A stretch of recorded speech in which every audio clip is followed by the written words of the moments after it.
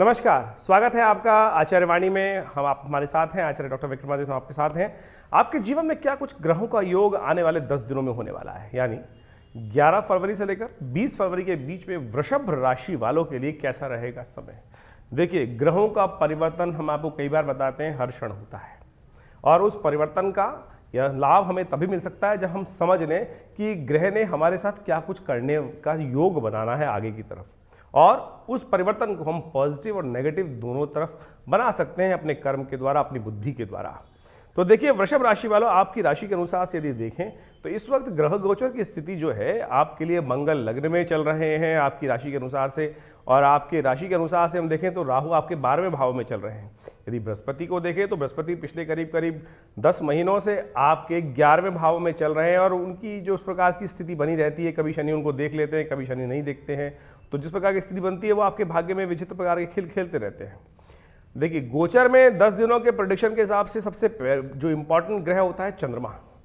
चंद्रमा आपके लिए कहाँ चल रहे हैं वो आपको समझ लेना चाहिए। चंद्रमा इस वक्त 11 तारीख की जो आरंभ होगा सुबह सुबह सूर्योदय के साथ से, तो 11 तारीख को चंद्रमा रहेंगे सबसे पहले विशेष तौर पर उस दिन कन्या राशि में।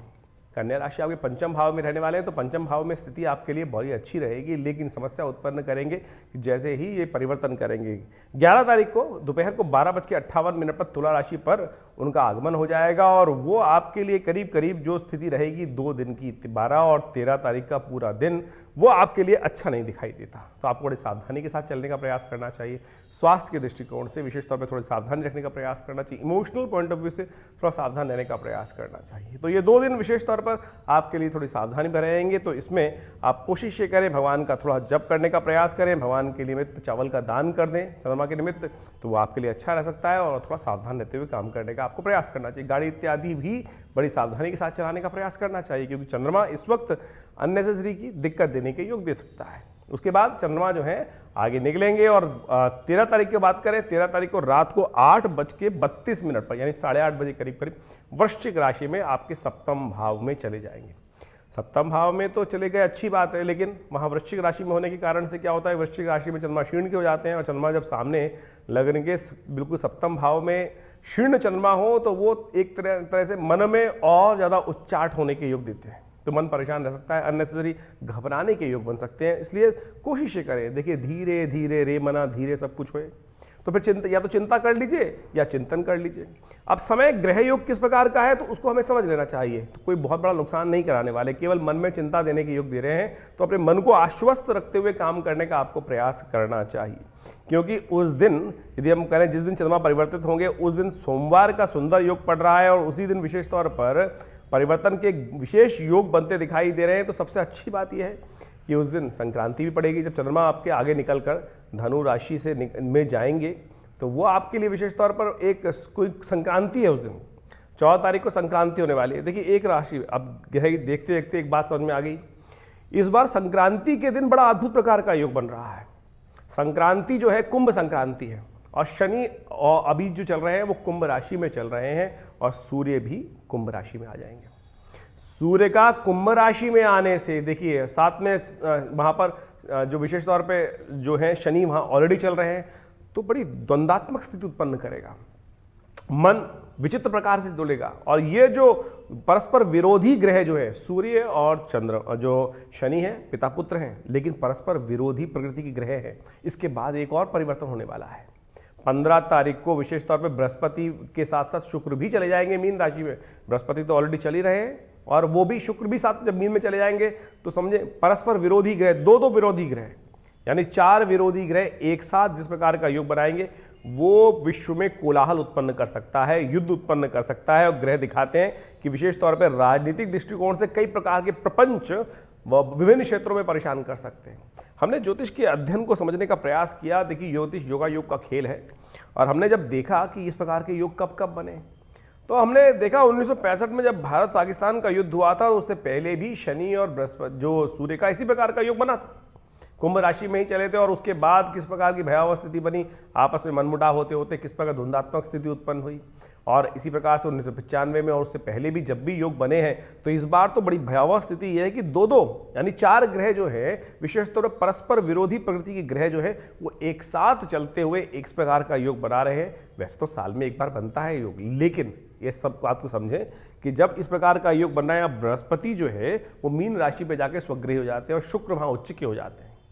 तो समझे दोनों परस्पर ग्रह विरोधी ग्रह और आपस में दोनों शक्ति संपन्न, तब दोनों के दोनों आपस में किस प्रकार का द्वंद्वात्मक स्थिति उत्पन्न करेंगे। तो आपको बड़ी सावधानी के साथ चलने की जरूरत है।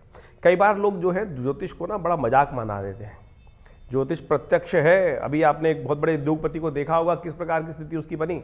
जैसे ही 7.5 का योग बना और शनि ने बदलते ही किस प्रकार का कहाँ सबसे टॉप पर वो व्यक्ति रईस था और आज किस प्रकार से मचा दिया हाल। आने वाले 2 साल इस प्रकार का शनि जो है वो खेल करने वाला है। वैसे आपके लिए शनि बढ़िया है, कोई दिक्कत नहीं, लेकिन अस्त चल रहे हैं ये अच्छी बात है। लेकिन 5 तारीख को शनि उदय भी होने वाले हैं, 5 मार्च को, इस बात को समझ लीजिएगा। उसके बाद सूर्य के साथ जिस प्रकार का योग बनेगा वो भयावह स्थिति उत्पन्न कर सकता है। इसलिए मन में अंतर द्वंद्व ना उत्पन्न होने दें। पारिवारिक जीवन में शांति बना के रखने का प्रयास कीजिए, क्योंकि शनि महाराज आपके जीवन साथी वाले योग को भी स्थान को भी देख रहे हैं, तो वहाँ पे आपको सावधान रहते हुए काम करने की ज़रूरत है। कुछ विशेष तिथियाँ पड़ रही हैं इस ग्रह योग इन दिनों में।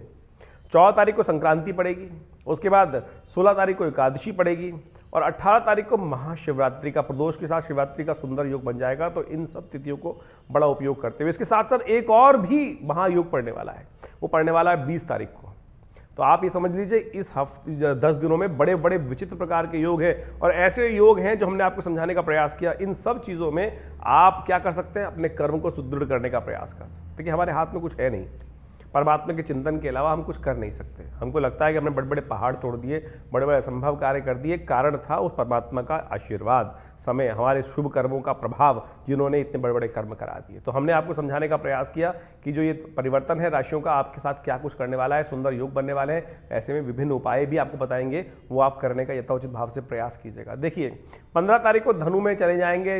विशेष तौर पर जो चंद्रमा है वो भी आपके लिए थोड़े अच्छे नहीं दिखाई देते। तो वृषभ राशि वालों, आपके लिए काफ़ी दिन जो है वो विशेष तौर पर हम देखें 11 तारीख से लेकर जो समय है 17 तारीख तक का समय थोड़ा सा कष्टमयी दिखाई देता है। तो इसका आपको उपचार करने का प्रयास करना चाहिए। सबसे श्रेष्ठ उपाय आपके लिए जो हमें दिखाई देता है, जो हमें हमारी मति के अनुसार से, हनुमान चालीसा का यथोचित भाव से आप पाठ करने का प्रयास कीजिए, गौ सेवा करने का प्रयास कीजिए। हो सके तो भगवान शिव का विशेष तौर पर अभिषेक करने का प्रयास करें। जैसे महाशिवरात्रि आई रही है तो उस दिन विशेष तौर पर भगवान शिव का चारों पहर पूजन करने का प्रयास कीजिए, अन्नदान करने का प्रयास कीजिए। आपके लिए बड़ा शुभ योग बना सकते हैं और कष्टों को दूर करने के योग बना सकते हैं।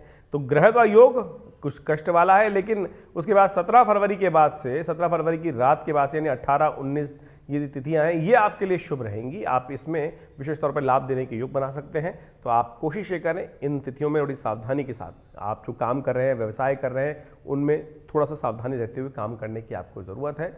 हर चीज़ में ये नहीं, ये दिन ऐसे नहीं है कि बिल्कुल आपने जो हाथ डाला मिट्टी में भी आपने सोना बना दिया। सावधान होकर, मैं कहूँगा इन करीब करीब जो 7-8 दिनों का समय है, इसमें थोड़ा कछुए की तरह रिजर्व होकर चलने का आपको प्रयास करना चाहिए। तो आपके लिए अच्छा रहेगा। तो ग्रहों का योग किस प्रकार से है हमने आपको बताने का प्रयास किया। कोशिश ये करें इस समय में ओम नमः शिवाय का जप करें, हनुमान चालीसा का पाठ करें। यह आपके लिए बड़ा शुभ योग बनाएगा और आपके कष्टों को दूर करने का योग बना सकता है। इसके अलावा हमारे आश्रम पे जो एक हम बहुत बड़ा कार्यक्रम करने जा रहे हैं, जो शिवरात्रि का उत्सव रहेगा 18 फरवरी का, तो उस दिन आप सब लोग इस शिवरात्रि के उत्सव में भगवान का अभिषेक करने के लिए हम आश्रम पे पार्थिव शिवलिंग का भगवानों का निर्माण कर उनका रुद्राभिषेक रुद्राष्टध्यायी के द्वारा करते हैं। तो नंबर्स आपके सामने स्क्रीन पे चल रहे हैं, आप वहाँ जाकर अपने समस्त जो लोग भाग लेना चाहते हैं उसमें भी आप भाग ले सकते हैं और अपने कष्टों को दूर करने के लिए, भगवान का आशीर्वाद प्राप्त करने के लिए बड़ा सुंदर योग बना सकते हैं। ये कार्यक्रम आपका अपना कार्यक्रम है। नंबर सामने स्क्रीन पर डालें। आपके मन में कोई प्रश्न चल रहा हो और आप निवारण जानना चाहते हो तो आप तुरंत हमें व्हाट्सअप कर सकते हैं। हम प्रयास करेंगे आपके प्रश्नों का समाधान व्हाट्सअप के माध्यम से अवश्य बचे। देखिए इतने लोगों से फ़ोन पे बात करना बड़ा मुश्किल होता है, तो अब इसलिए व्हाट्सअप की व्यवस्था हमने चालू करी है। आप उसका लाभ ले सकते हैं और आपका स्वागत है दिल्ली में विवेकानंद योगाश्रम पर। हमारा ये आश्रम में नित्य 8 घंटे करीब यज्ञ होता है।